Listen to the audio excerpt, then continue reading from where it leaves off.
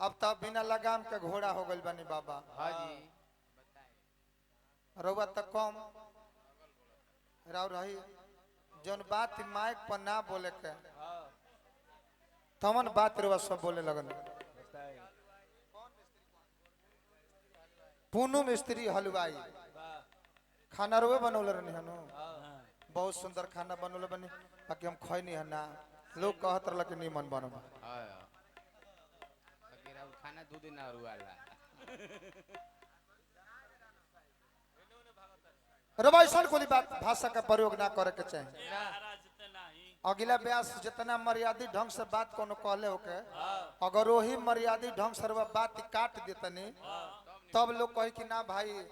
निमन काट कटिंग होता। हम मर्यादित ढंग से रउआ सब काट कटिंग नहीं कहत रउआ सब लगन ही कहे कि शीशो के फेड़ा पर शीशा टांग के।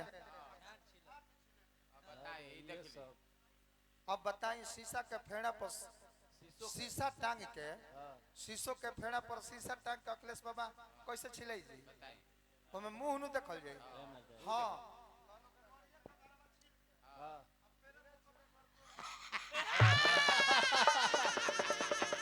अब एक जवाब ही है न होई वही पता नहीं भीजन हाथ तोड़ी के जाए रहो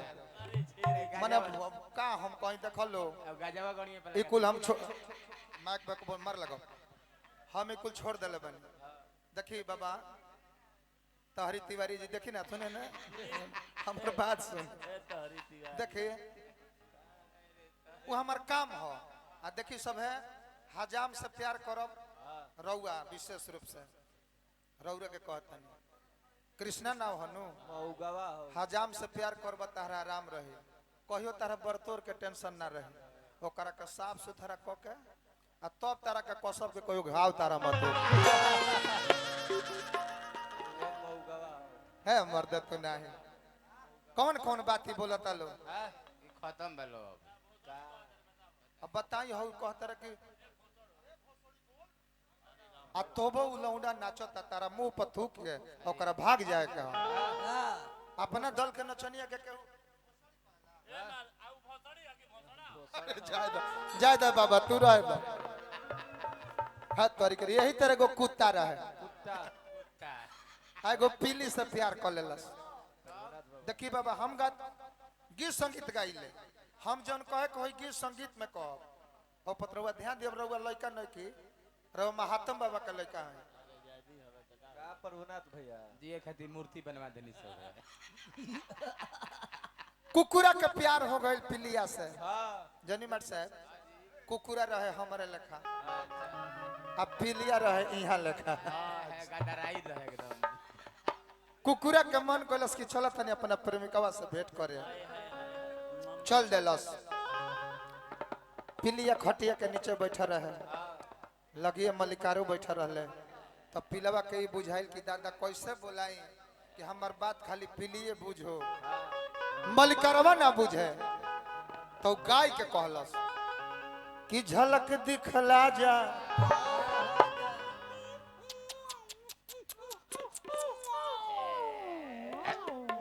झलक दिखला जा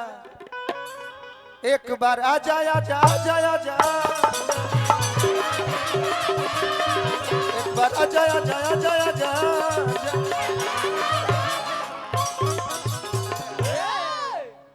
पिलिया जब आवाज सुनलस अपना प्रेमी के ए अखिलेश बाबा खटिया के नीचे से निकल गए लागल पोछ डोला के आ गए लगल पर दीवान आई तो अपना प्रेम को प्रेमिया से कलश करी तुमने दी आवाज लो मैं आ गई तुमने दी आवाज लो मैं आ गई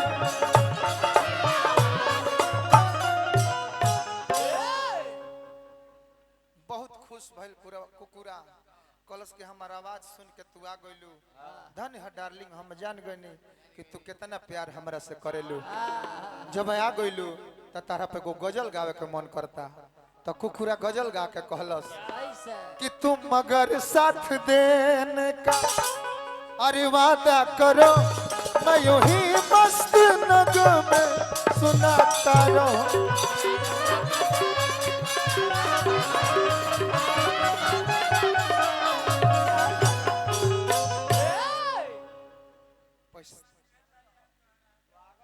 मगर साथ देने का वादा करो,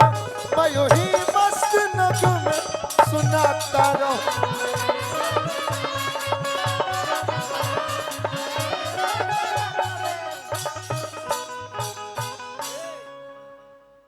पिलिया कॉलेज के जब गजल गावे खातिर बोलैले बड़ो, मालिक हमार ढीठ ह, तनी मुनी देख ली कि केनियो बहकल बिया त लाठी से हमार डांड मार के तुर दी, और जौन करे खातिर बोले तौने करो। जल्दी जल्दी फुलावो पिलिया गा के कहतिया, अरे बहिया मैं कोस के सैया, अरे मारो ना कच कच कच।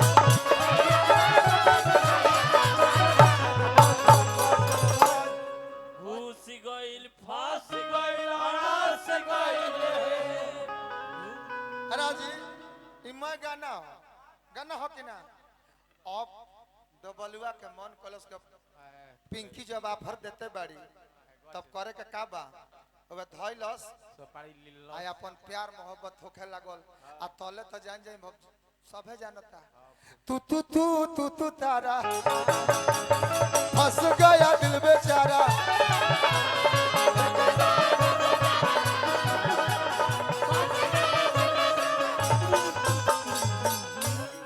अब कुकुरा कहे कि चल बलिया, तब पिलिया कहे कि ना चल सिवान चल जा। माझी हेरल जा अब पिलिया अपना कोरटा नतिया, अब पिलवा अपना कोरटा नता जननी। पिलवा कहता कि जो ए बारा कहनी कि तोरा प्यार में बारा फंस गनी बुरी तरह, हमर दिमाग खराब बा, आ जेने जासलो गांव के लोग लाठी लेके पिठियावे मारे पड़े, तो डबलुआ भागते भागते गावता,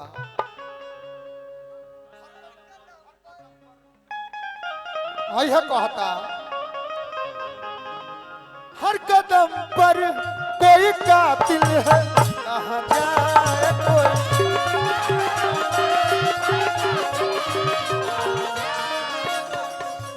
जिंदा रहना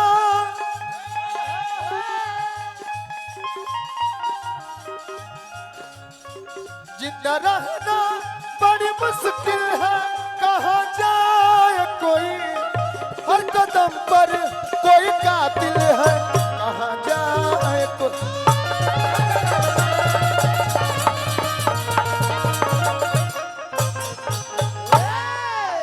अब पिंकी कहती कोई तरह घिसियावला जा का करबो,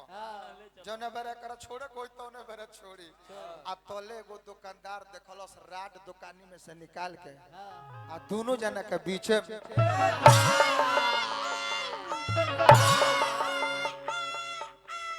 जब डबलुआ के डांड पर लागल दू चार लाठी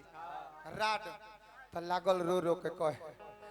लगी आग सावन की फिर वो झड़ी है।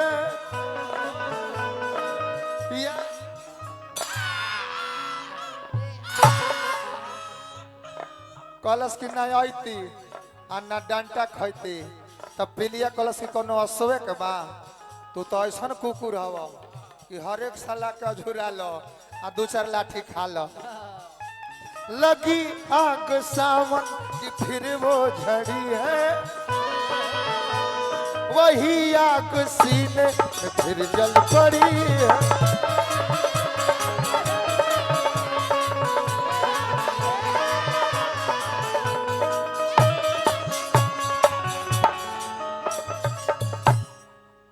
पुरस्कार हमार मित्र बानी सोनू भैया सेरिया से चल के आइल बानी, पुरस्कार देनी आ उहे डांटा लागल छूटल पीला पीली के बाद, तो रउआ जौन कहता नहीं तो दूसरा के चाटल आदमी खा के फेंक देले पतल तो ना के कुत्ता चाटेला, और कुकुर के चाटल सुअर चाटेला सब। आ देखो तनी कि ऊ चाटल के बाद रउआ जब चाटत तनी तो हमारा लाज लागल। रियो से सिखाए ए पूर्वी गाँव तक पवनो सिंह से ना भइली लोग आइल हां रे ला बता ये लोग के ली है ली।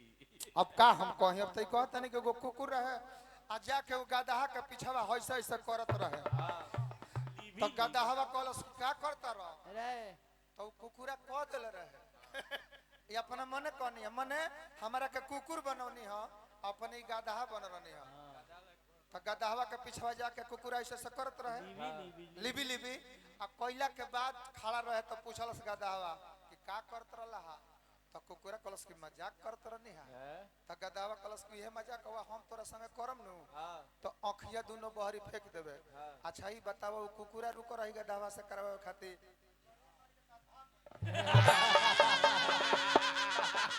ऐसे ना लेते रहो बोली माय खटा के बोली और लड़का माय के में बोलत रहे माय खटा के बोलम तो हेतना लोग न सुनी हरन बान्हल बा जस बाबा का स्थान पर प्रोग्राम बा अब ब्राह्मण हैं और चंडाल के बुद्धि ओकल जाता घंटे फोरवा बाबा